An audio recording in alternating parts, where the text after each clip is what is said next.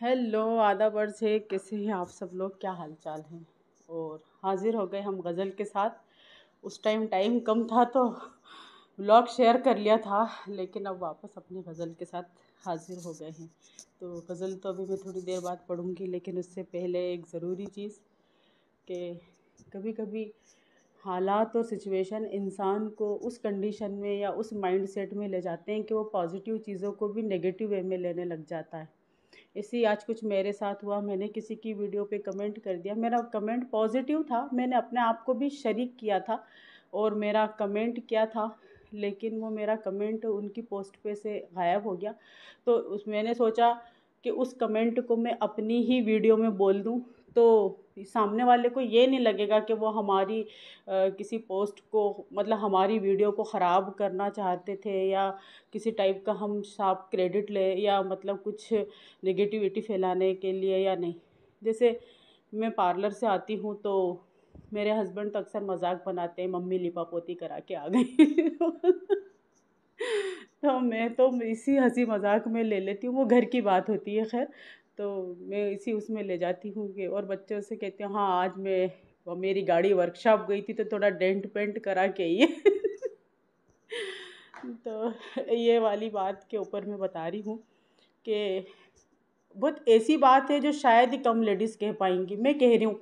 अब या आप मेरी इस चीज़ को अच्छी माने या बुरी माने, कि हम लेडीज़ में बहुत सारी खूबियाँ हैं, बहुत सारी खूबियाँ हैं, लेकिन ये खूबी नहीं है कि हम वैसे तो हर चीज़ का क्रेडिट हमारे ऊपर लेना चाहते हैं। खाना अच्छा बनाया है, घर अच्छा संभाला है, वगैरह वगैरह वगैरह। लेकिन जब कभी हम पार्लर से आते हैं तो हम ये तो पूछते हैं कि हम कैसे लग रहे हैं, लेकिन उसके साथ हम ये लाइन ऐड नहीं करते हैं कि कैसा लगा।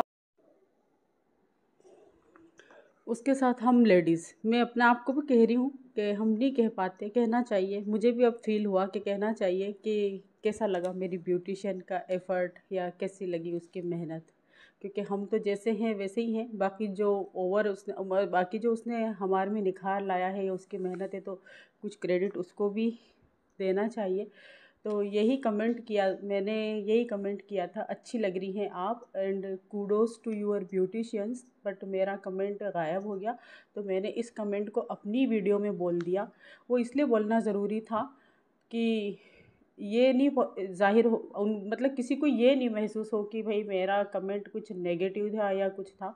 तो मैं, और या अब इस कमेंट के जो भी इसका रिएक्शन आएगा वो अपनी ही मेरी वीडियो पे रहेगा। और सामने वाले को भी क्लियर कर दिया कि हमारा इंटेंशन किसी के लिए नेगेटिव नहीं था। तो हमारी तरफ से हमें क्लियर कर देना चाहिए, चाहे सामने वाला उस चीज़ को माने या नहीं माने, बाकी हमारा इंटेंशन किसी के लिए नेगेटिव नहीं था। तो चलिए आ जाते हैं हम अपनी गज़ल के ऊपर। कभी कभी हो जाता है, यूट्यूब पे हम भी हैं, कभी कभी हो जाता है, नहीं चाहते हुए भी कभी कभी गलतफहमी हो जाती है। बाकी मेरा तो शौक़ शायरी है, मुझे और किसी बातों से कुछ लेना देना नहीं होता है। और हमारी आज की जो गज़ल है वो गज़ल है फिर छिड़ी रात बात फूलों की। और गज़ल जो शायर हैं वो मखदूम मोइनुद्दीन साहब हैं, और मूवी बाज़ार, और इसको गाया लता मंगेशकर ने और तलत अज़ीज़ ने। बहुत अच्छी गज़ल है, सुनी होगी आपने। फिर छिड़ी रात बात फूलों की, बात है या बारात फूलों की। और ये जो गज़ल है, ये गज़ल लंबी है, लेकिन गाने में 6 शेर लिए गए हैं। पूरी गज़ल में 10 शेर हैं, और 10 शेर में जैसे गाने में फिर छिड़ी रात,